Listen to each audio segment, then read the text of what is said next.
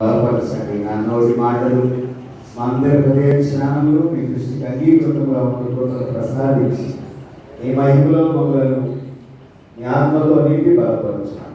ఏ స్పర్శుడు నామం బట్టి ప్రార్థించి వేడుకొంచున్నాం తండ్రి. దయచేసి సరే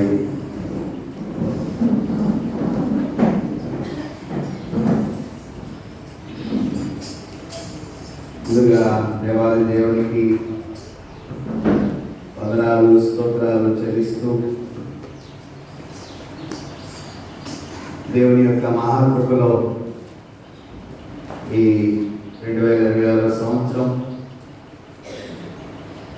3వ ఆదివారమున దేవుని యొక్క సన్నిధానంలో మనం నిలిచి ఉండడానికి దేవుడు మనకి ఇచ్చిన ఈ ధన్యత్వాన్ని బట్టి మనము దేవునికి వందనస్తులమై ఉన్నాం.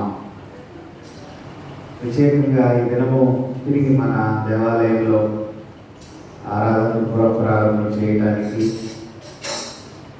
మనమందరము ఈ స్థలంలో కూడుకొని ఉండడానికి ఈ దేవాలయాన్ని మరలా సుందరంగా తయారు చేయడానికి మన యవనస్తులైనటువంటి బిడ్డలు పడిన ప్రయాస, వారు దేవుని యొక్క సన్నిధానంలో ఉన్నటువంటి ప్రేమను బట్టి నేను మన యవనస్తులందరినీ ప్రత్యేకంగా అభినందిస్తూ ఉన్నాను.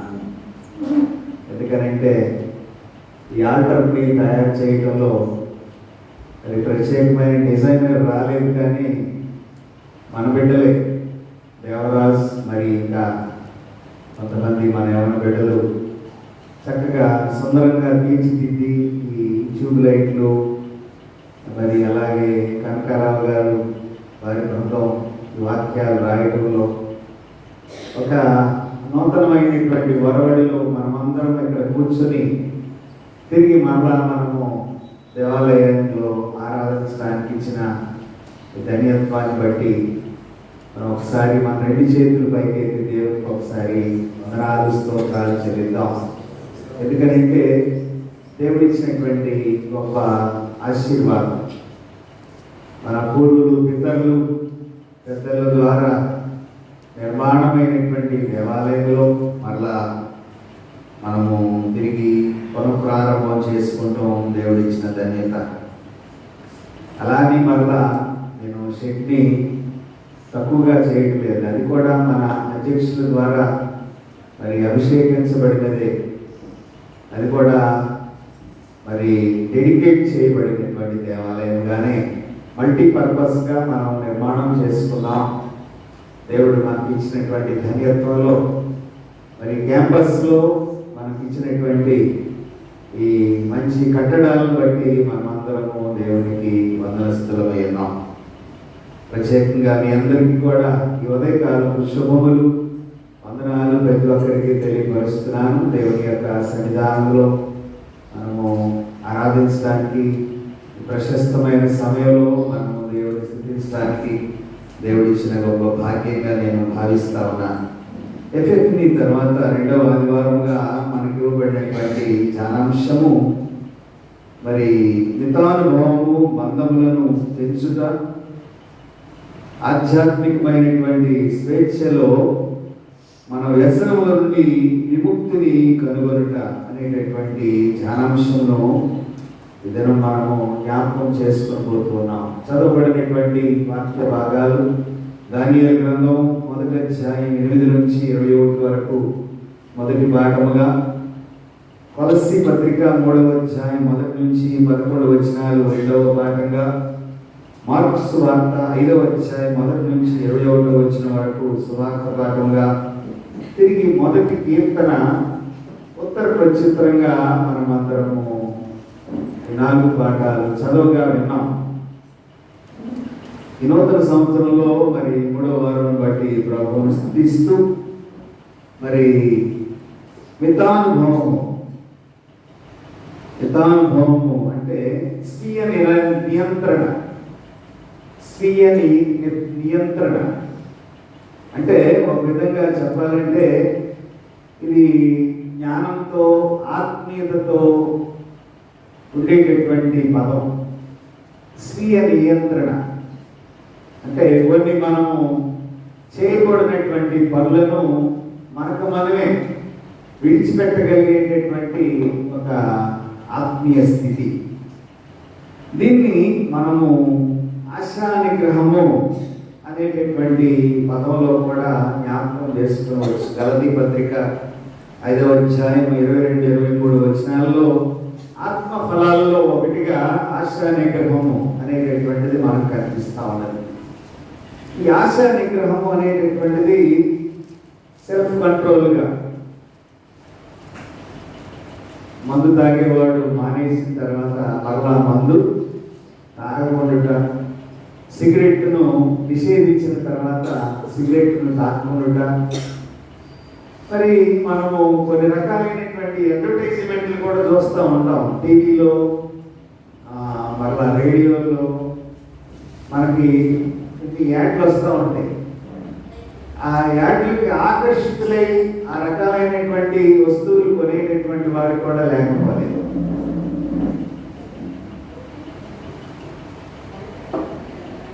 మీరు వచ్చిన వారు ఎక్కడో చోట కూర్చోండి, మీరు అలా ఇలాగా కుర్చీలు లాగా అది చేయకండి.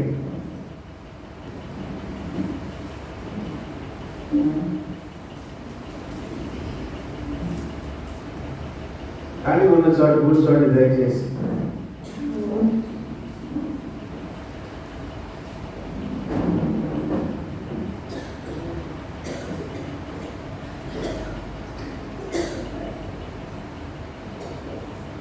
మానవ జీవితంలో నూతన సంవత్సరం అనేటటువంటిది కేవలం తేదీ మార్పు కాదు, కానీ క్రీస్తులో నూతన జీవితాన్ని ప్రారంభించేటటువంటి విధానం. తారీఖు మారిపోతానే ఉంటుంది, కాలం దాని పని తాను చేసుకుంటూ వెళ్ళిపోతూ ఉంటుంది. కానీ మనలో నూతనమైనటువంటి ఆత్మీయ జీవితము ఏ విధంగా మనము అవలంబించగలుగుతున్నామో మనమందరం పరిశీలన చేసుకోవాలి. పితానుభవము అంటే వ్యసనాలు ఆధీనంలో కాకుండా పరిశుద్ధాత్మ ఆధీనంలో మనము దేవునికి సమర్పణ చేసుకోవాలి. పరిశుద్ధాత్మకు మన జీవితంలో చోటు ఇవ్వాలి. పరిశుద్ధాత్మ లేకుండా మన జీవితంలో దేవుని కార్యాల కొరకు మనము ఆశించలేము. పరిశుద్ధాత్మ ద్వారా దేవుడు మన జీవితంలో కార్యాలు జరిగిస్తూ ఉంటాడు. ఆ కార్యాల ద్వారా దేవునికి మహిమకరంగా జీవించేటటువంటి విధానాన్ని మనము కలిగి ఉండాలి అనేటటువంటి విషయాన్ని మనము తప్పకుండా జ్ఞాపకం చేసుకోవాలి. అంటే గత సంవత్సరంలో ఉన్నటువంటి చెడు అలవాట్లు, పాప జీవన విధానాలు, అంతేకాకుండా దేవునికి ఇష్టమైనటువంటి జీవితాన్ని జీవించడానికి మనలో మనము సమర్పించుకునేటటువంటి విధానమును దేవుని యొక్క వాక్యం మనకి తెలియపరచడం గమనార్హం. ఉదాహరణకి మనము జ్ఞాపకం చేసుకుంటే కొంతమందికి మొబైల్ అనేటటువంటిది ఒక వ్యసనంగా మారిపోయింది. మరి కొంతమందికి కోపం అనేటటువంటిది వ్యసనంగా మారిపోయింది. కొంతమందికి మరి సౌకర్యాల మీద ఆధారపడేటటువంటి స్థితిగతులపై జీవన విధానం మారిపోయింది. అంతేకాకుండా కొంతమందికి డబ్బు మీద వ్యామోహం కూడా ఎక్కువగా మారిపోయింది. డబ్బును ప్రేమించినటువంటి వారు భూలోకంలో ఎవరు ఉండరు, కానీ అవసరానికి మించి స్థితిగతులను ఆధారం చేసుకోకుండా, దేవుడు ఇచ్చినటువంటి పరిస్థితులు కూడా ప్రయాణం చేయకుండా ఇష్టానుసారంగా దాని కొరకై ప్రయాసపడేటటువంటి వారి జీవితాల్లో ఆధ్యాత్మిక నీతి విలువలను కోల్పోయేటటువంటి ప్రమాదం ఉన్నదని కూడా మనం ఇక్కడ జ్ఞాపకం చేసుకోవాలి. దేవుని కంటే ఎక్కువగా నియంత్రించడమే ఒక వ్యసనంగా జ్ఞాపకం చేసుకోవాలి. దేవుని కంటే ఎక్కువగా మనం దేన్ని ప్రేమిస్తామో అది కూడా మన జీవితంలో ఒక వ్యసనమే. ఎందుకంటే దేవుని ప్రేమించకుండా ఈ లోక సంబంధమైన వాటి గుండా ప్రయాణించేటటువంటి వారి యొక్క పరిస్థితులలో మనము గమనించగలిగినట్లయితే ఈ దినము మనకు ఒక మాదిరికరమైనటువంటి జీవిత విధానాన్ని నేటి దిన వాక్యం మనకి జ్ఞాపకం చేస్తున్నారు. మనం బాగా గమనించగలిగినట్లయితే విశ్వాస యొక్క స్థానం ఏ విధంగా ఉన్నది అనేటటువంటి విషయాన్ని మనము కొలస్సీ పత్రిక 3వ అధ్యాయంలోకి వెళ్ళి దాని నుంచి మనము వాక్యాన్ని ప్రారంభించుకుందాం. ఈ కొలస్సీ పత్రిక 3వ అధ్యాయంలో సంఘములో క్రీస్తుకు విధేయత కలిగినటువంటి వారుగా విశ్వాస యొక్క స్థానము క్రీస్తుతో కూడా పరలోకములో దాచబడి ఉన్నదని పౌలు కొలస్సీ సంఘానికి తెలియపరుస్తున్నాడు.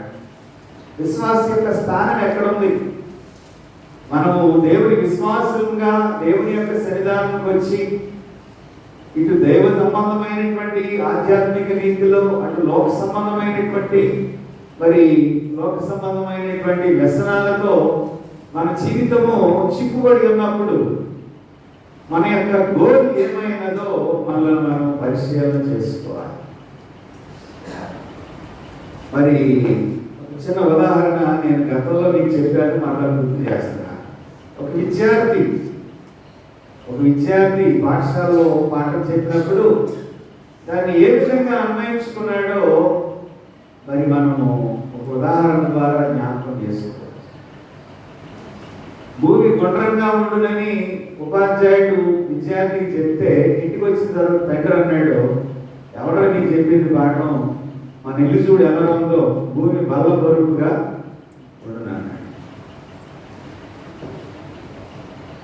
సరే, ఈ విద్యార్థికి ఏమి చెప్పాలో అర్థం కాక మా మాస్టర్ ఎలా చెప్పారు కాబట్టి ఎలాగ చదువుతానంటే నేను కొడతాను అని చెప్పి తండ్రి గద్దించినప్పుడు వాడు ఏ విధంగా చదువుతున్నాడనంటే మళ్ళా బడికి వెళ్ళిన తర్వాత భూమి బలపరుపుగా ఉంటుందని చదువుతున్నాడు. ఎందుకంటే తండ్రి చెప్పాడు కాబట్టి. అప్పుడు మళ్ళా మాస్టర్ తిట్టాడు, కొట్టాడు కూడా. ఏమైనా ఎందుకని కొట్టాడు? భూమి గుండ్రంగా ఉండదని ఉపాధ్యాయుడు చెప్పాడు, ఇంటికి వెళ్ళిన తర్వాత తండ్రి ఏమో బలపరుపుగా ఉండనన్నాడు. ఇక వాడికి ఏం చేయాలి అర్థం కాక భూమి బడిలో గుండ్రంగా ఉండను, ఇంటి దగ్గర బల్లపరుపుగా ఉండునని చదవడం మొదలుపెట్టాడు. అంటే మన యొక్క ఆధ్యాత్మిక నీతి విధానంలో ఉపాధ్యాయుడి కంటే విద్యార్థి జ్ఞానం ఎక్కువ అని ఇక్కడ మనం పోలిక చేసుకోవాలి. ఎందుకంటే అటు తండ్రిని సంతృప్తి పరుస్తున్నాడు, ఇటు ఉపాధ్యాయుడిని సంతృప్తి పరచగలిగేటటువంటి ఒక లోక సంబంధమైన జ్ఞానం. దాన్ని ఇక్కడ పౌలు ఏమంటాడనంటే విశ్వాస యొక్క స్థానము ఏ విధంగా ఉన్నది? ఎందుకంటే యేసుక్రీస్తు మరణ పునరుద్ధాన అనుభవాల్లో పాల్వారైనటువంటి విశ్వాసులు పైనున్న వాటినే వెతకాలి. పైనున్న వాటిని వెతికితే మనకేం కనిపిస్తుంది? పైన ఆకాశం కనిపిస్తుంది, మనకేం కనిపించకపోవచ్చు. పైన ఆకాశం కనిపిస్తుంది, కానీ భూ సంబంధమైన వాటి మీద మనస్సు ఉంచవద్దని హెచ్చరిస్తూ ఇహలోక సంబంధమైనటువంటి వ్యర్థమైన వాటి మీద మనస్సు ఉంచకుండా పరలోక సంబంధమైన వాగ్దానాల మీదే మనం మనస్సు ఉంచాలని పౌలు కొలస్సీ సంఘానికి తెలియపరుస్తున్నాడు. అంటే ఇక్కడ ఒక మాట మనము జ్ఞాపకం చేసుకోవాలి. అదేంటంటే మన జీవము క్రీస్తుతో కూడా దాచబడి ఉన్నది. మన జీవము క్రీస్తుతో కూడా దాచబడి. ఎందుకంటే ఆయన మరణాన్ని జయించి పునరుద్ధానుడయ్యాడు కాబట్టి నిత్య జీవపు స్థితిలోనికి మనం నడిపించడానికి ఆ విశ్వాస యొక్క స్థానము యేసుక్రీస్తుగా దేవుని యందు దాచబడి ఉన్నది. అంటే భూలోక సంబంధమైనటువంటి మానవుడికి ఇచ్చినటువంటి ధర్మశాస్త్రాలు, జ్ఞానము, పారంపర్యాచారాలు ఇవి మనకు నిత్య జీవాన్ని తీసుకుని వెళ్ళేటటువంటి మార్గాన్ని సరళం చేయవు, కానీ మనకు నిత్య జీవాన్ని ప్రసాదించేటటువంటి క్రీస్తు ప్రత్యక్షమైనప్పుడు గొప్ప మహిమ యందు ఆయన ప్రత్యక్షపరచబడినప్పుడు మనము దేవుని బిడ్డలుగా నిరూపించబడగలిగేటటువంటి స్థితిలోనికి పరిశుద్ధాత్మ దేవుడు మనలను బలపరుస్తాడు. కాబట్టి మనము పైనున్న వాటినే వెతకాలి. పైన ఉన్న వాటిని అంటే వెతకడం అంటే పరలోకంలో క్రీస్తుతో కూడా దేవుని యొక్క సన్నిధి ఉన్నది. చదవండి ఒకసారి 3-4 వచనాలు. మీరు మృతి పొందితిరి, మీ జీవము క్రీస్తుతో కూడా దేవుని యందు దాచబడి ఉన్నది. మీరు మృతి పొందితిరి. ఎప్పుడు మనం మృతి పొందాము? బాప్తిస్మం ద్వారా ఆయనతో మనము అంటుకట్టబడినప్పుడు మనము మృతి పొందాము. మనం మృతి పొందడం అంటే ఇక్కడ మరణ పునరుద్ధానాల గురించి కాదు. మనం ఎలా మృతి పొందామనంటే ఎప్పుడైతే మనం బాప్తిస్మం ద్వారా ప్రభుత్వం అంటుకట్టబడి ఉన్నామో ఇహలోక సంబంధమైన వాటన్నిటిలో నుంచి మనము మృతి పొంది ఉన్నాము. అంటే క్రీస్తులో బ్రతికించబడటానికి మనము ఈ లోక సంబంధమైన వాటిలో మృతి పొంది ఉన్నాం. కాబట్టి మనం 5వ వచనం నుంచి మనం కొన్ని వచనాలు చూసినట్లయితే విశ్వాస అనుదిన జీవితంలో అభ్యసించవలసినటువంటి విషయాలను ఇక్కడ తెలియపరుస్తున్నాడు. మొదటిది ఏమిటంటే భూమి మీద ఉన్న మీ అవయవములను చంపివేయుడి. మీ అవయవాలను చంపివేయుడి. మిమ్మలను మరి యోహాను పత్రికలో జ్ఞాపకం చేయబడినటువంటి మాట శరీరాశ, నేత్రాశ, జీవపుటము. ఇవి అవయవాలను పాటు చేసేటటువంటి మరి మార్గదర్శకాలు. ఇవి దేవుడి వలన కలిగినవి కాదు, ఇవి సాతాను వలన కలిగినటువంటి. కాబట్టి విశ్వాస యొక్క జీవితము అభ్యంతరకరముగా ఉండకుండా శరీర కార్యాలని విడిచిపెట్టమని చెప్పడం లేదు, కానీ ఏమంటాడనంటే పౌలు వాటిని చంపివేయవి. శరీర కార్యములను చంపివేయటం అని అంటే ఇక్కడ పరిచ్ఛేదించడము, విడిచిపెట్టడము, ఇంకా పర్యాయ పదాలు చాలా రకాలుగా మనము ఆలోచన చేయవచ్చు. దీనిలో మనము మరి విశ్వాస జీవితంలో మరలా వాటి ప్రస్తావన రాకుండా ఉండాలంటే ఏం చేయాలంటే జారత్వము, అపవిత్రత, కామాతురత, దురాశ, విగ్రహారాధనైన ధనాపేక్ష, ఇది దేవుని స్థానంలో ధనమును ఆరాధించేటటువంటి వారు. వాటన్నిటినీ మనం చంపివేయవలసినటువంటి వారమై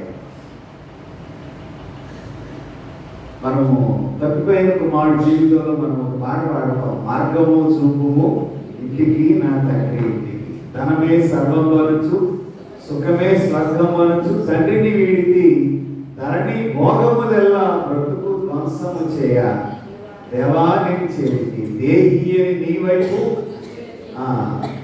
దారిని చూపు. అంటే ధనాన్ని నమ్ముకున్నాడు. తప్పిపోయిన కుమారుడు ధనాన్ని నమ్ముకున్నాడు. ఆ ధనమే సర్వం అనుకున్నాడు. తండ్రి దగ్గర నుంచి తన వాటా తీసుకుని వెళ్ళిపోయాడు. దుర్వ్యసనాలు పాలైపోయాడు. తర్వాత అంటే ఇంట్లో ఉన్న కుమారుడు తప్పిపోయిన కుమారుడు కన్నా చాలా గనుడుగా మనకు తర్వాత కనిపిస్తాడు పెద్ద కుమారుడు. కానీ ఇక్కడ ఆ ధనాన్ని తీసుకుని వెళ్ళిపోయినందువల్ల, అతను దుర్వ్యాపారం వల్ల తన జీవితంలో అన్ని కోల్పోయిన తర్వాత తండ్రి స్థానాన్ని గుర్తించి తిరిగి తండ్రి దగ్గరికి వచ్చినప్పుడు తండ్రి అతన్ని చేర్చుకున్నాడు.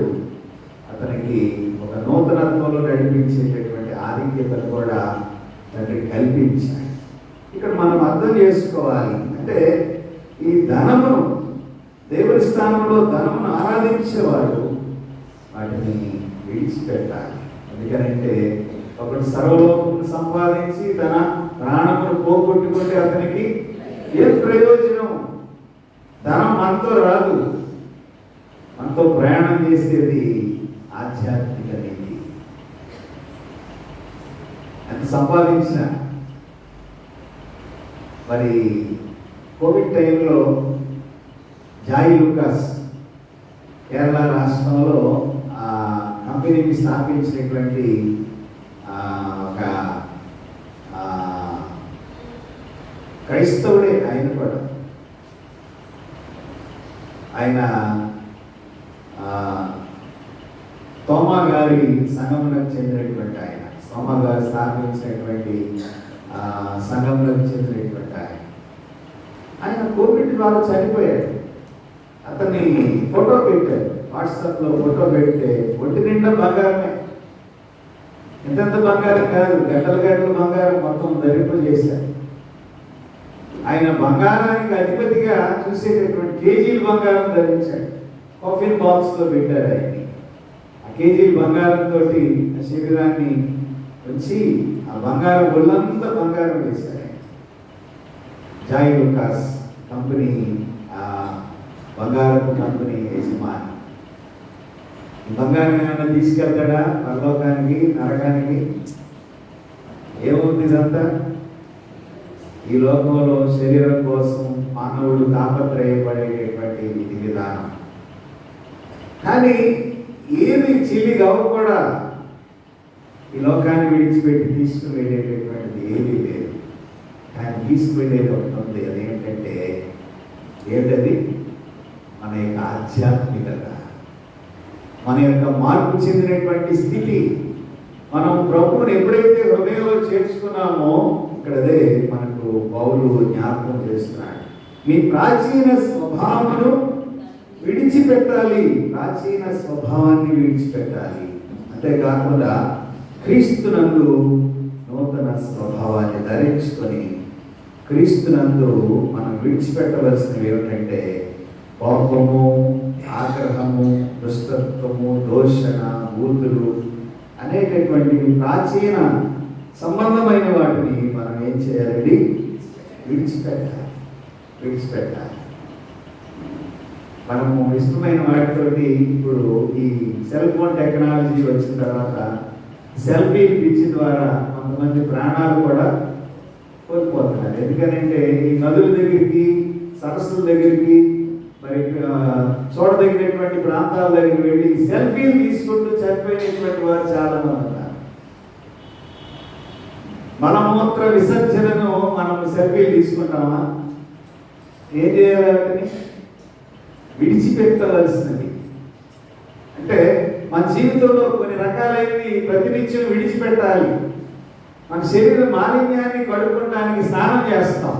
స్నానంలో ఏమవుతుంది? ఉరికంతటిని శుభ్రం చేసుకుంటాం. మలమూత్ర విసర్జన కూడా అలాగే చేస్తాం. ఇది యాంత్రికమైన జీవన విధానంలో ఒక భాగం. అయితే మనం విడిచిపెట్టవలసినది. ఇది శరీర ధర్మంతో చేయబడినటువంటిది. కానీ వీటి ద్వారా మనం సంపాదించేది ఏమీ లేదు. మనం సంపాదించేటటువంటివి ఏమిటంటే మనము వీటిని విడిచిపెట్టడం ద్వారా కోపము, ఆగ్రహము, దుష్టత్వము, దోషణ, బూతులు అనేటటువంటి ప్రాచీన స్వభావాలని మనం విడిచిపెట్టాలి. కాబట్టి ఇవి విసర్జించేటటువంటి ఒక మరి భాగంగా మనము మన జీవితంలో జ్ఞాపకము చేసుకోవలసినటువంటి వారమై ఉన్నాం. 12వ వచనం నుంచి చదువుదాం. 3వ అధ్యాయం. అవునా?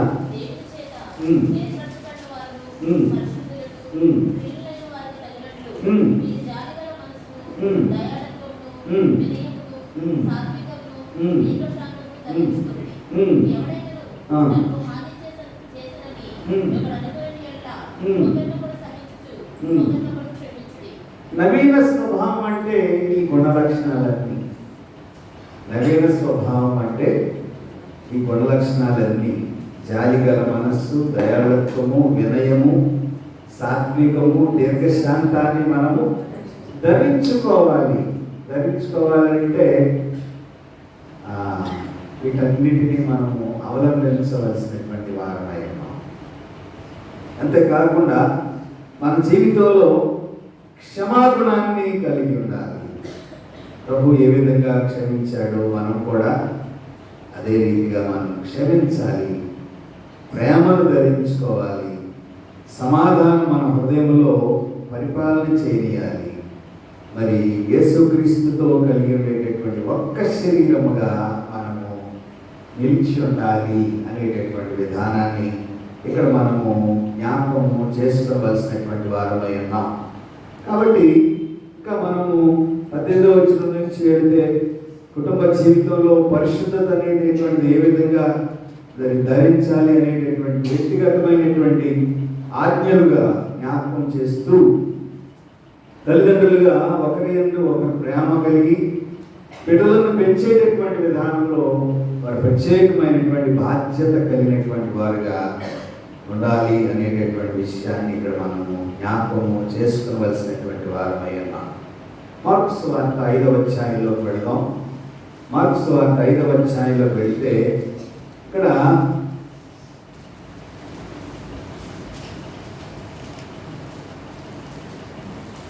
చీకటి పడుతున్నటువంటి సమయంలో అది ధోనిలో ప్రభువారు ప్రయాణం చేస్తూ ఉన్నారు. ఆ మార్గ మధ్యంలో తుఫాను ఎదుర్కొని అద్దరికి చేరేటప్పటికీ అక్కడ చీకటి పడి ఆ సముద్ర తీరం కూడా కొన్ని గుహలు తలదాల్చుకోవడానికి కొన్ని గుహలు అక్కడ ఉన్నవి. అక్కడ దెయ్యాలు పట్టినటువంటి ఒక గుంపు, అంటే అవన్నీ ఆ సమాధుల ప్రాంతంలో నివసించేటటువంటి గుంపుగా మనం ఇక్కడ జ్ఞాపకం చేసుకోవాలి. ఆ గుంపులో అనేక దయ్యాలు బట్టి పీడిస్తున్నటువంటి సేన అనేటటువంటి ఒక సమూహం ఉన్నది. అంటే రోమా సైనిక భాషలో సేన అంటే 6,000 మంది సైనికులు. సేన అంటారు. 6,000 మంది సైనికులు ఉండేటటువంటి ఒక గుంపు. అన్ని దయ్యాలు బట్టి పీడిస్తున్నటువంటి మరి విధానం ఇక్కడ మనం చూస్తే ఈ సేన అనేటటువంటి ఒక దయ్యం కట్టినటువంటి గుంపు మరి ఇక్కడ మనం గమనించగలిగినట్లయితే యేసుక్రీస్తు ద్వారా ఈ అపవిత్రాత్మను ఈ మనుషుని విడిచిపోమని 5వ అధ్యాయం 8వ వచనం చూడండి ఒకసారి.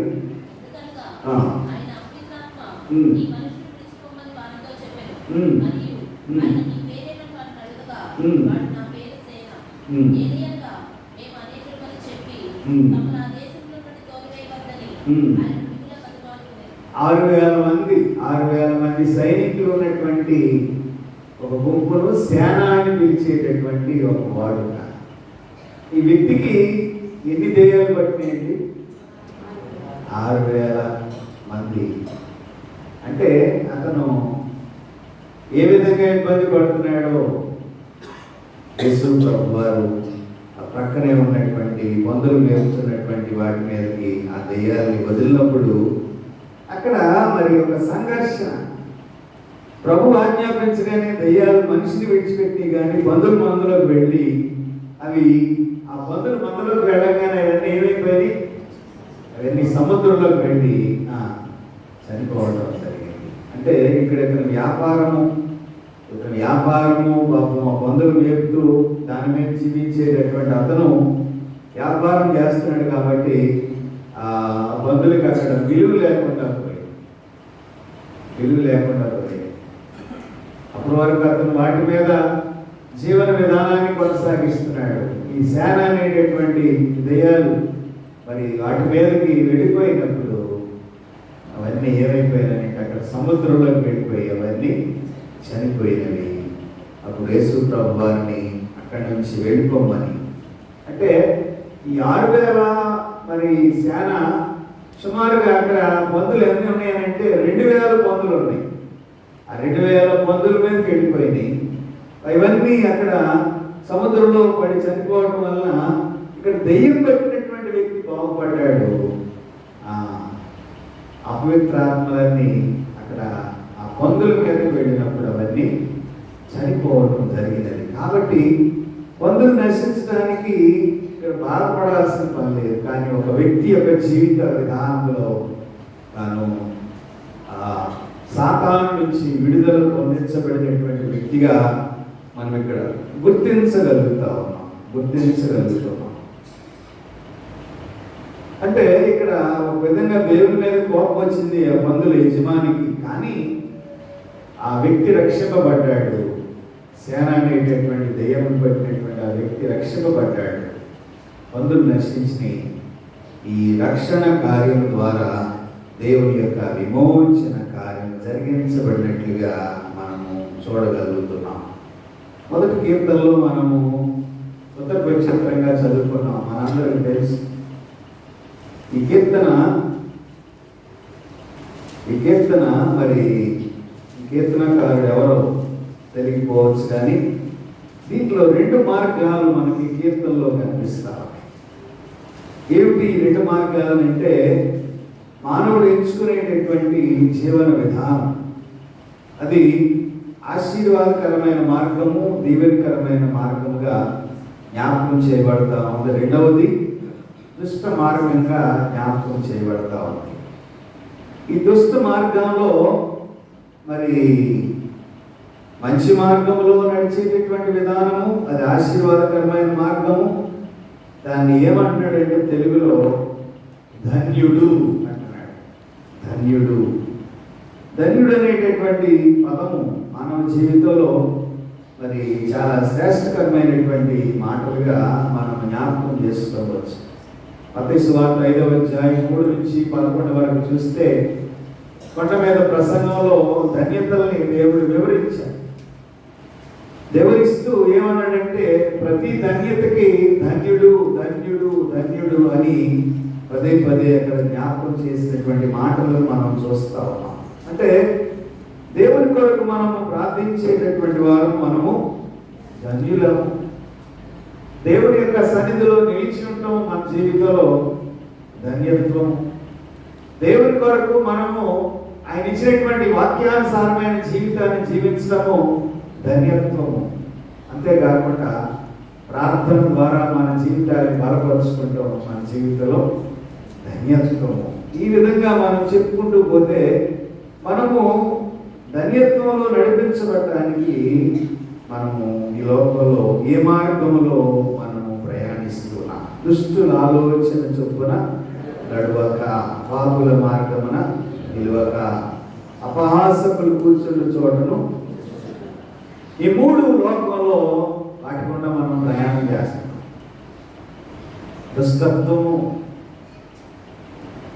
దుష్టుల మార్గము, లోకంలో హేళన చేసేటటువంటి వారు, అవహేళన చేసేవారు, నిందించేవారు, మన మీద కాని మాటలు మాట్లాడేవారు, మనలను ఈ లోకంలో దేవుని బిడ్డలుగా మనము మన దారికి మనం వెళుతుంటే లోకం ఏం చేస్తుందంటే మనల్ని చూసి హేళన చేస్తుంది, గేలి చేస్తుంది. కాబట్టి ఈ మార్గంలో మనం ప్రయాణం చేస్తున్నాం. దేవుని యొక్క దీవెనలు పొందుకొని ధన్యులుగా జీవించాలంటే దుష్ట మార్గాన్ని మనము విడిచిపెట్టాలి. అదే దుష్టుల ఆలోచన చొప్పున నడువక, పాపుల మార్గమున నిలువక, అపహాసకులు కూర్చుండు చోటను కూర్చుండక. అంటే ఇక్కడ మనము గమనించవలసినటువంటి ఆలోచన, వాటిని మనము నిలువరించాలి. దుష్టుల మార్గము, పాపుల మార్గము, అపహాసకుల మార్గాన్ని మనం ఏం చేయాలండి? నిలువరించాలి. అంటే ఏం చేయాలి? ఆ మార్గంలో మనం ప్రయాణం చేయకూడదు. లోకంలో దేవుని పిల్లలుగా ఎవరైతే దేవునికి తను తాను సమర్పించుకున్నారో వారు వీటన్నిటినీ విడిచిపెట్టాలి. పాపుల మార్గాన్ని నడిచేటటువంటి వారు దేవుని దీవెనలు పొందుకోలేరు. పాపుల మార్గాన్ని నడిచేటటువంటి వారు దేవుని దీవెనలు పొందుకోలేరు. ఒక నరహంతకుడు ఉన్నాడు.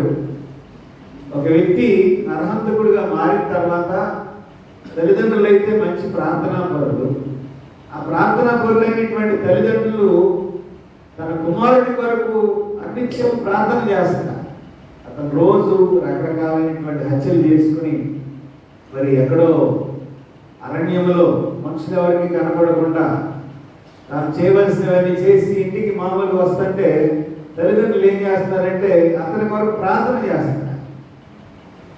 ఎందుకొరకు ప్రార్థన చేస్తున్నారు? కుమారుడు మారాలి, మార్పు చెందాలి, తనలో ఉన్నటువంటి క్రూరత్వం నశించుకోవాలి. ఆ విధంగా తల్లిదండ్రులు కొన్ని సంవత్సరాలుగా ప్రార్థన చేస్తుండగా దేవుడు ఒక దినాన్ని అతను పట్టుకున్నాడు.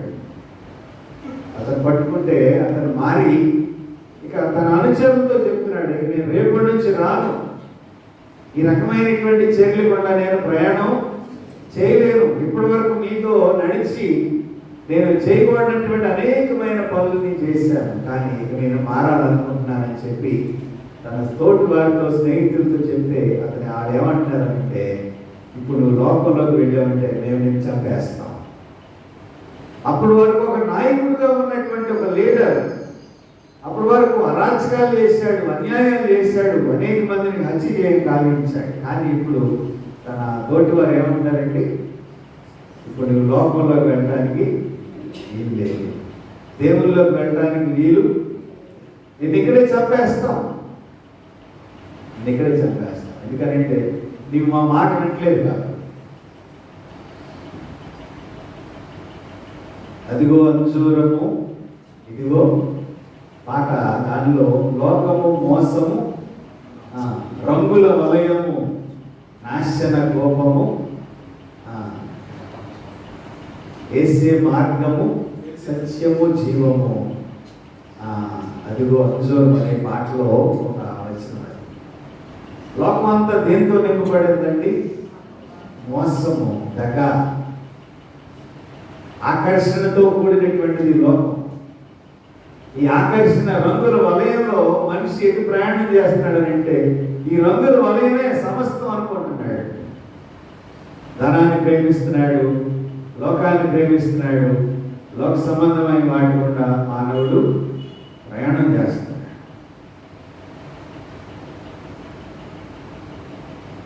నేను ఒక మెసేజ్ వింటా ఉంటే ఆ మెసేజ్లో ఒక ఇలస్ట్రేషన్ చెప్పాడు ఆ మాస్టర్ గారు. ఇలస్ట్రేషన్ ఏమిటంటే, ఒక ఇంట్లో భార్య భర్తలు ఎంతో ప్రేమగా జీవిస్తూ ఉన్నారు. వారికి చాలా కాలం వరకు పిల్లలు లేరు, పిల్లలు లేని స్థితిలో వారు దేవుడిని అడుగుతున్నారు. 18 సంవత్సరాలకి వారికి గర్భం తెరవబడింది. వారికి ఒక చక్కని బిడ్డను దేవుడు ఇచ్చాడు. ఇచ్చినటువంటి బిడ్డను చాలా అదాలతుగా పెంచుతూ ఉన్నారు. పెంచుతూ ఉంటే ఆ కుర్రాడు, ఆ బిడ్డ పెరిగి పెద్దవాడయ్యాడు, పాఠశాలకు వెళ్తున్నాడు, తండ్రి ఉద్యోగం చేస్తున్నాడు, తల్లి ఇంటి దగ్గర మరి హౌస్ వైఫ్గా ఉంటుంది. ఈ హౌస్ వైఫ్గా ఉన్నటువంటి తల్లి ఇప్పటి వరకు బిడ్డను చక్కగా పెంచింది, పెద్ద చేసింది, భర్తకు పరిచర్య చేస్తుంది. ఈమెకు ఒక ఆశ కలిగింది, ఏమిటంటే ఇంట్లో ఒక టీవీ కావాలని ఒక ఆశ ఆమెలో కలిగింది. టీవీ కొరకు భర్తను ప్రేరేపిస్తే ఆ టీవీ చిన్నది కాదు, చాలా పెద్ద టీవీ కొనుక్కొని వచ్చాడు.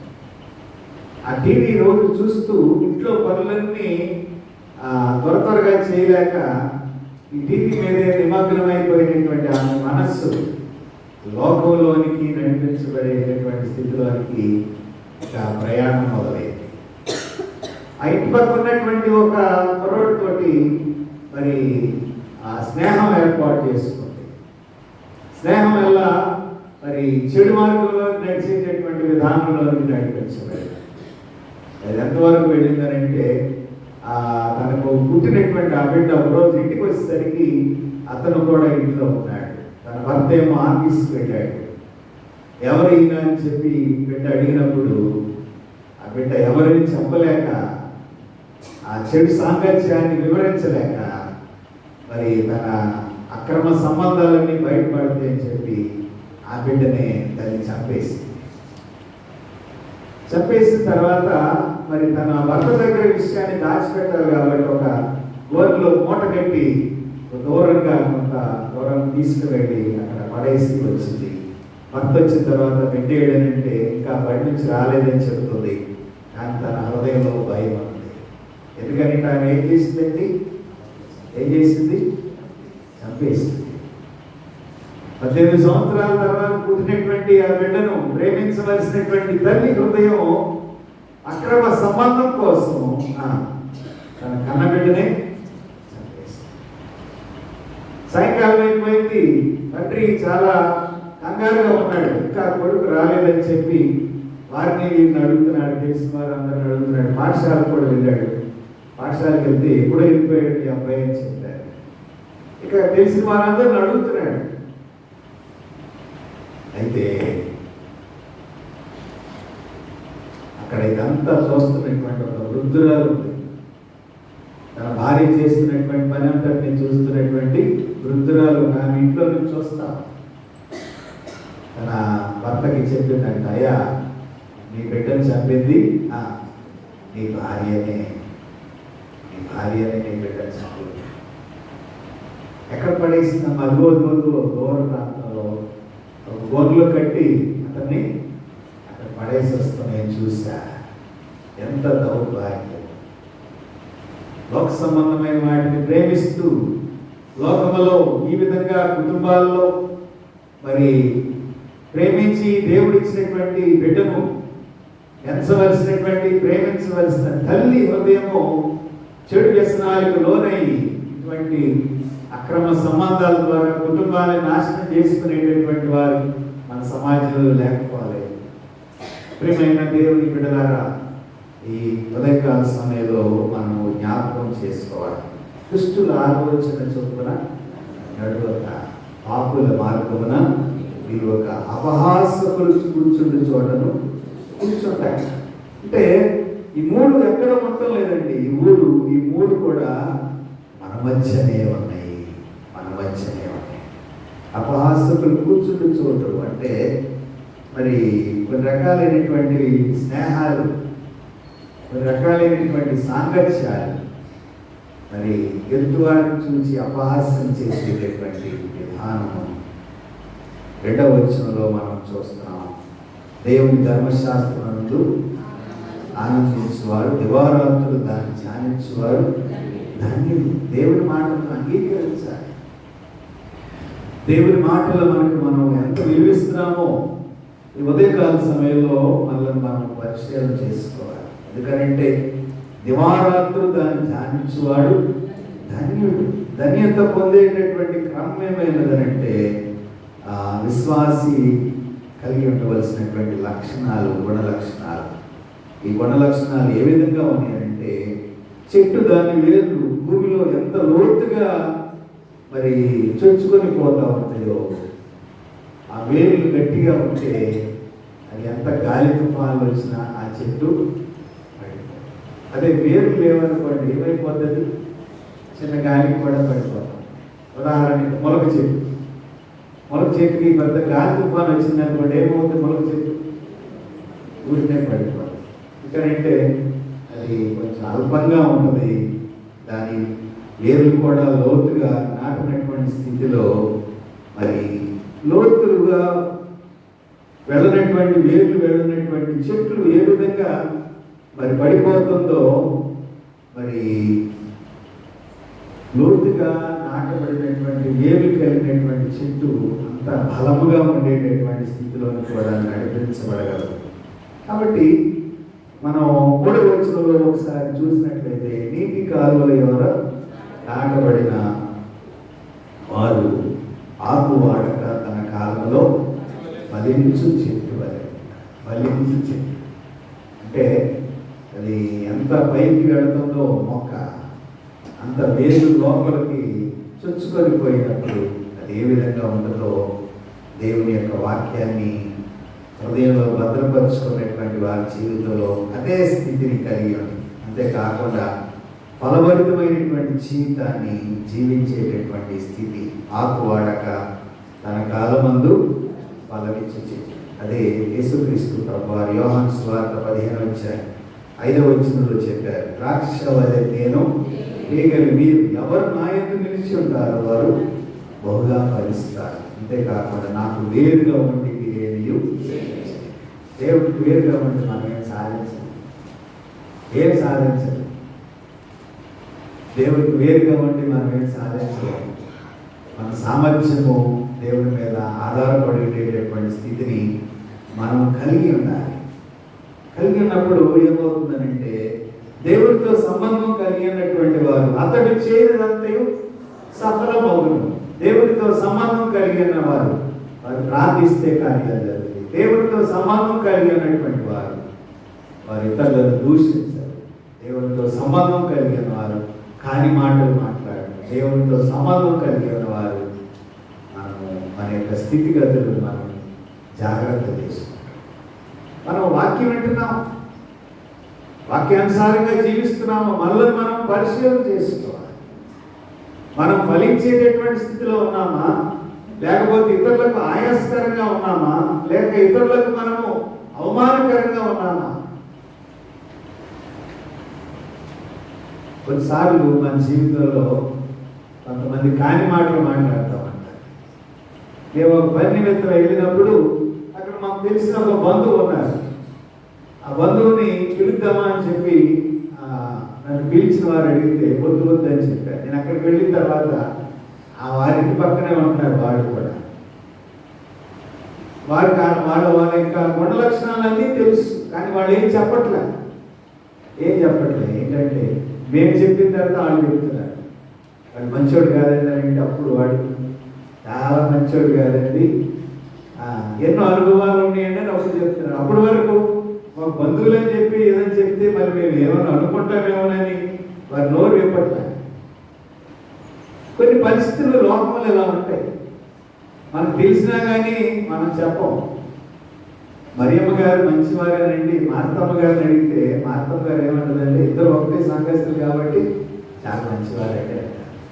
కానీ మరి సంఘంలో ఉన్నామని చెప్తున్నామా, లేకపోతే బంధువులుగా చెప్తున్నామా, లేకపోతే ఆత్మీయులుగా చెప్తున్నామా, రక్త సంబంధీకులుగా చెప్తున్నామా? నేను ఉదాహరణ చెప్తున్నాను. ఇలాగా మన ఆధ్యాత్మిక జీవితంలో కొన్నిసార్లు మనము దేవుడితో సంబంధం కలిగినటువంటి వారు అతడు చేయనదంతయు సఫలమవును.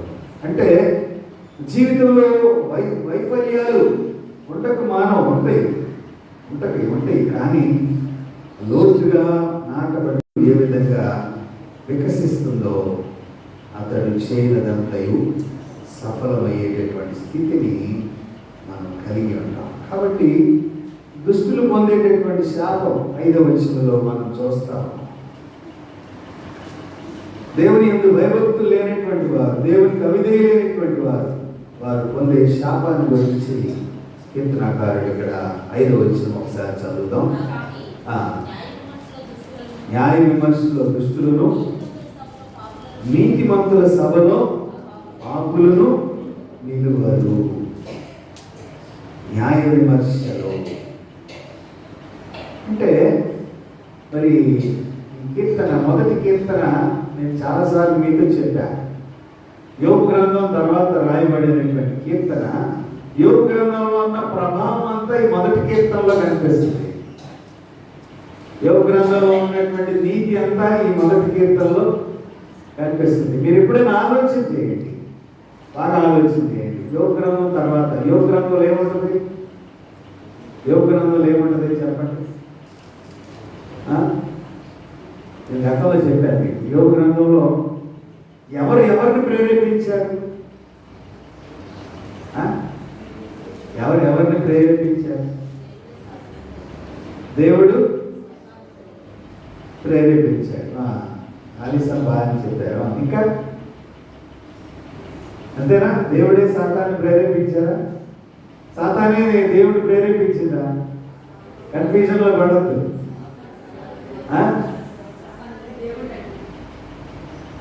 సాతాను వెళ్ళి దేవుడిని అడిగింది. ఇంకా చెప్పండి.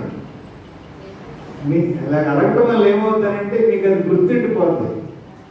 చెప్పండి. మీటింగ్ జరుగుతుందండి. ఆ మీటింగ్ దగ్గరికి సాతాను కూడా వెళ్ళి నిలబడింది. నువ్వు ఎక్కడి నుంచి వచ్చావు అన్నాడు దేవుడు. భూమి మీద నేను అటు ఇటు తిరుగుతూ వచ్చాను, అంతేగాని యోగుని చూసి వచ్చాను, యోగుని శోధించాలని అడగల.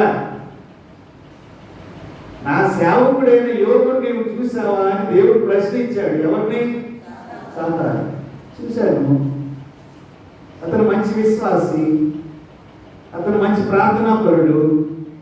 అతనికి 7 కుమారులు 3 కుమార్తెలు ఉన్నారు. ప్రతినిత్యము దేవునికి ధూపం వేస్తాడు, ప్రతి కుమారుడి దగ్గరికి వెళ్తాడు, ప్రార్థన చేస్తాడు, కుటుంబ ప్రార్థన ఉంది, అన్నీ ఉన్నాయి. కాబట్టి అతను విశ్వాసిగా ఉన్నాడు. ఒకసారి అవకాశం ఇవ్వాలి, యోగుని నేను శోధిస్తా, నా మనిషి నీ మనిషి నేను చూపిస్తానని ఛాలెంజ్ చేసింది. అప్పుడు అంటే దేవుడు అడిగిన తర్వాత యోగుకి శోధన ఇచ్చిందే తప్ప సాతాను డైరెక్ట్గా వెళ్ళి నేను యోగుని శోధిస్తానని అడగల. నా సేవకుడైన యోగుని నీవు చూసావా? ఇది మనం గుర్తుంచుకోవాలి. అక్కడ నుంచే మొదలైంది. కాబట్టి ఒక రిక్వెస్ట్ అడిగింది అనమాట. ఏమిటంటే అతనికి ఉన్నటువంటి కంచె అంతటిని తీసివేస్తే నా ప్రతాపం ఏంటో నేను చూపిస్తా అంది సాతాను. అతని ప్రాణములు తప్ప అన్నిటి మీద నీకు అధికారం ఇచ్చారని చెప్పాడు. అప్పుడు శోధించడం మొదలుపెట్టింది. ఇది ఎక్కడుంది? దుష్టుల ఆలోచన చొప్పున నడవక, పాపుల మార్గమున నిలవక, అపహాసకులు కూర్చుండు చోటను యెహోవా ధర్మశాస్త్రమందు ఆనందించేవాడుగా యోబు ఉన్నాడు. ఈ మూడింటి గుండా సాతాను ప్రయాణం చేసింది. ఇది మనం యోబు గ్రంథం అంతటి మొదటి కీర్తనలో జ్ఞాపకం చేసుకోవచ్చు. ఇప్పుడు మనం మొదటి పాఠం చదువుకున్నాం. దానియేలు గ్రంథంలో మొదటి అధ్యాయం 8 నుంచి 7 వచ్చిన మనం దానియేలు గ్రంథంలో దానియేలు మరి యువకుడు స్వదేశం నుండి దూరంగా రాజభవనంలో ఒత్తిడితో ఉన్నటువంటి ఆ విధానమును మనం ఒకసారి చదువుదాం. చూడండి, 8వ వచనం చదవండి.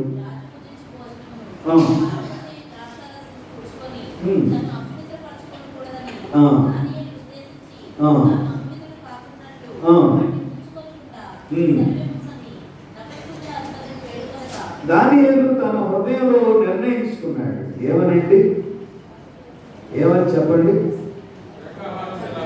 శాకాహారం తినాలి. ఎందుకంటే ఆ భోజనంలో ఉపయోగించేటటువంటి మాంసాహారము బబులోను విగ్రహాలకు అర్పితమైనటువంటి ఆహారము. 4వ వచనంలో చూస్తున్నాం. దానియేలు గ్రంథం 5వ అధ్యాయం. అందువల్ల దాన్ని తినటం వల్ల విగ్రహారాధనతో సంబంధం కలిగినటువంటి వాడిగా ఆలోచన కలిగి ఉన్నాడు.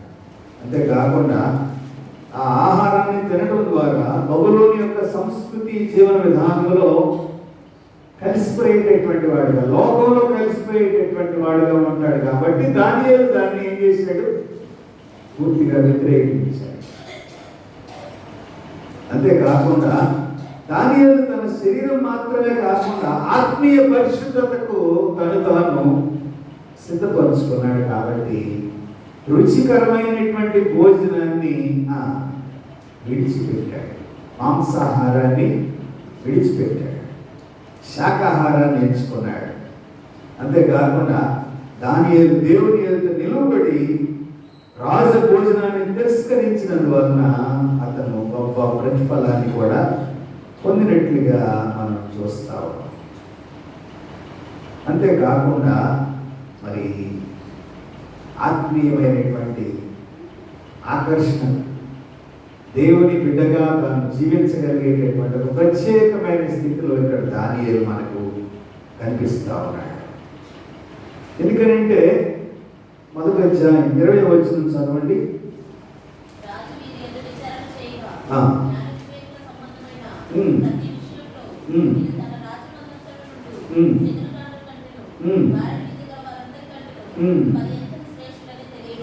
అంటే ఇక్కడ రాజ సమక్షంలో పరీక్షించబడినప్పుడు దానియేలు అతని స్నేహితులు ఇతరుల కంటే 10 రెట్లు గొప్పవారుగా గుర్తించబడ్డారు.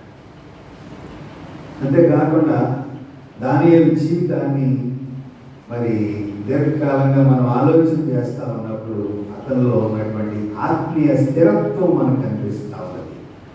అంతేకాకుండా మరి దేవుని యొక్క సన్నిధిలో దేవునితో ఏ విధమైనటువంటి సాంగత్యాన్ని కలిగి ఉన్నాడో ఇక్కడ మనకి జ్ఞాపకం చేయబడతాం. ఇది కూడా మొదటి కీర్తనకి అన్వయించబడేటువంటిది. దుష్టుల ఆలోచన చొప్పుకున్నాడు, ఒక పాపుల మార్గమున అపహాసకులు కూర్చుంటే చోట లోకాన్ని విడిచిపెట్టేటటువంటి ఒక ప్రత్యేకమైన స్థితి దానియేలులో మనకు కనిపిస్తాం. అంటే వీటి గుండా ప్రయాణం చేసేటటువంటి ఆధ్యాత్మిక నీతి దానియేలులో కనిపిస్తాం. ఎందుకనంటే దివారాత్రులు దేవుని సన్నిధిలో ఎదిగించబడిన వాడు, ఆధ్యాత్మిక స్థితిలో గొప్ప దేవునితో ఉన్నటువంటి సంబంధం మనకు కనిపిస్తూ ఉంది.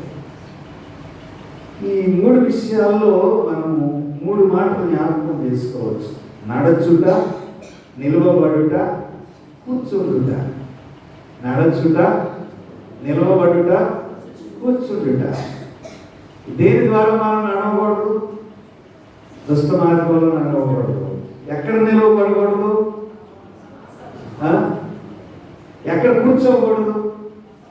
ఈ 3 విషయాలు మొదటి కీర్తనలో మనం నేర్చుకుంటాం. నడుచుట, నిలవబడుట, కూర్చుండుట. అది చిన్న స్నేహమే కావచ్చు, అది అలవాటుగా మారిపోయి వ్యసనంగా మారేటటువంటి ప్రమాదం కూడా మా జీవితంలో లేకపోయింది. చిన్న అలవాటే. నేను ట్రైనింగ్ చదువుతున్న రోజుల్లో డోర్నకల్ నుంచి ఖమ్మం వస్తున్నాను. నేను ట్రైన్లో వస్తుంటే నాకు ఒక్కపొడి తినాలనిపించింది. ఒక్కపొడి తినాలనిపిస్తే అది ఒక రకమైన ఒక్కపొడి అంట. నాకు తెలియదు. నా మామూలు ఒక్కపొడి కొనుక్కున్నా. కొంచెం తిన్న తర్వాత ఏమనిపించింది అంటే మరలా తినాలనిపించింది, మరలా కోరుకొని తినాలనిపించింది. అది ఏమవుతుంది? వ్యసనంగా మారే ప్రమాదం. ఒక సిగరెట్టే కదా. ఏమవుతుంది? కొన్నిసార్లు ఫ్యాషన్ కోసం సిగరెట్లు తాగేవాడు ఉంటారు. అదొక అలవాటుగా మారి రోజుకి 5 పెట్టెలు 10 పెట్టెలు తాగేవాళ్ళు కూడా ఉన్నారు. చాలా ఆరోగ్యంగా ఉన్నాడు కదండి, ఎందుకు చచ్చిపోయాడండి? లంగ్స్ అంతా తినేసిందండి. అతనికి తాగుడు ఉంది, సిగరెట్ ఉంది, ఇంకా రకరకాలైన వ్యసనాలు అలవాట్లుగా ఉన్నాయి. కాబట్టి పైకి బాగా ఆరోగ్యంగా కావచ్చు అని లోపల అవయవాలన్నీ వాడేవి. అంటే ఒక చిన్న వ్యసనం ఏమైపోతుందనంటే అలవాటుగా మారి అది జీవితంలో మనకి హానికరంగా మారచ్చు. ఒక చిన్న విషయం మీకు గుర్తు చేస్తాను. సిగరెట్ పెట్టి మీద గవర్నమెంట్ వారు ముద్రిస్తారు. ఏమని ముద్రిస్తారు? Injurious to health. అది ఎలా ముద్రిస్తారు? పెద్ద అక్షరాలతో ముద్రిస్తారా? చిన్న అక్షరాలతో ముద్రిస్తారు. కానీ మనకి ఎంటర్టైన్మెంట్లు వస్తే ఏమని? రిలాక్స్ అవ్వండి, సిగరెట్ తాగండి. రిలాక్స్ అవ్వండి, సిగరెట్ తాగండి. కానీ కింద ఉండదు అనమాట. Smoking is injurious to health. ఇది పొగ తాగడం ఆరోగ్యానికి హానికరం. ఆ ముద్రేమో చిన్నగా ఉంటుంది, ఈ ఆకర్షణ ఏమో పెద్దగా ఉంటుంది. అంటే మనిషికి ఎడిక్ట్ అవ్వడానికి రకరకాలైనటువంటి సాధనాలు మానవ జీవితంలో ఉంటాయి. ఇది మన చుట్టూ ఉన్న సమాజంలో ఉంది. ఈ దుష్ట సమాజంలో వాళ్ళను పాడు చేసేటటువంటి అనేకమైన హానికరములు ఉన్నవి. ఈ హానికరమైనవి మనం తీసుకుంటామా? అనారోగ్యాన్ని సమకూర్చుకుంటామా? వీటన్నిటికీ బానిసైనటువంటి వ్యక్తి చెప్తాడు ఏంటంటే, సరదాగా మొదలు పెట్టానండి, అదే వ్యసనంలాగా సరదాగా మొదలుపెట్టి నిద్ర పట్టడం లేదని ఒక పెద్ద తాగితే బాగా నిద్ర పడుతుందని మొదలుపెట్టిన ఆయన ఏమైపోతాడు? బాటిల్స్ తాగేస్తాడు. వ్యసనం అయిపోతుంది. ప్రియమైన దేవుని బిడ్డలారా, ఇది నా వాక్యం మనకి జ్ఞాపకం చేస్తా ఉంది. ఏమిటంటే ఆధ్యాత్మికమైనటువంటి స్వేచ్ఛను మనం ఈ లోకంలో పొందుకున్నాం. ఈ బంధకాలన్నిటి నుంచి మనం విడుదల పొందాలంటే దేవుని యొక్క వాక్యం ద్వారా మన జీవితాన్ని వెలిగించుకోవలసినటువంటి బాధ్యత మనకు. ఈ వ్యసనాలు, ఈ ఆకర్షణలు, ఈ లోక సంబంధమైన వాటి వల్ల మనం ప్రయాణం చేయకుండా దేవుని బిడ్డలుగా జీవించడానికి, ప్రభు ఇచ్చినటువంటి మార్గంలో నడిపించబడటానికి పరిశుద్ధాత్మ దేవుడు మనందరికీ తోడుగా ఉండాలని మనకు వాక్యము జ్ఞాపకం చేయబడతాం. దేవుని బిడ్డగా జీవిస్తున్నప్పుడు గుడిలోనేమో గుండ్రంగా, బడిలోనేమో బలబడుగా నడిచేటటువంటి విధానం కాకుండా గుడిలో ఏ నిర్ణయం తీసుకుంటున్నావో నీ వ్యక్తిగత జీవితంలో కూడా అదే నిర్ణయం ద్వారా నడిపించగలిగేటటువంటి ఆధ్యాత్మికత మన జీవితంలో అలవరించుకోవాలి. సంవత్సరాలు మారిపోతా ఉన్నాయి, కానీ మన జీవితంలో బ్రతుకు మారినటువంటి స్థితిలో మనం ఉన్నట్లయితే ఈ దినం నుంచైనా మన యొక్క జీవితాన్ని మార్చుకుంటూ ప్రభుకి ఇష్టలైనటువంటి బిడ్డలుగా జీవించాలని ఇది వాక్యం మనకి జ్ఞాపకం చేస్తుంది. అట్టి విధానంలో మన యొక్క జీవితాలు బలపరుచుకునేటటువంటి ధన్యత పరిశుద్ధాత్మ దేవుడు మనందరికీ అనుగ్రహించి నడిపించి కాచి కాపాడుగాక. ప్రార్థన చేసుకుందాం. రైతు ప్రేరణ కలిగినటువంటి వారు ఈ చిన్న ప్రార్థన చేయవలసిందిగా ప్రేమతో మనం చేస్తున్నాం. నా జీవిత తీరమునా నా పజల భారమునా నలిగిన నా హృదయములో నలిపేతుములో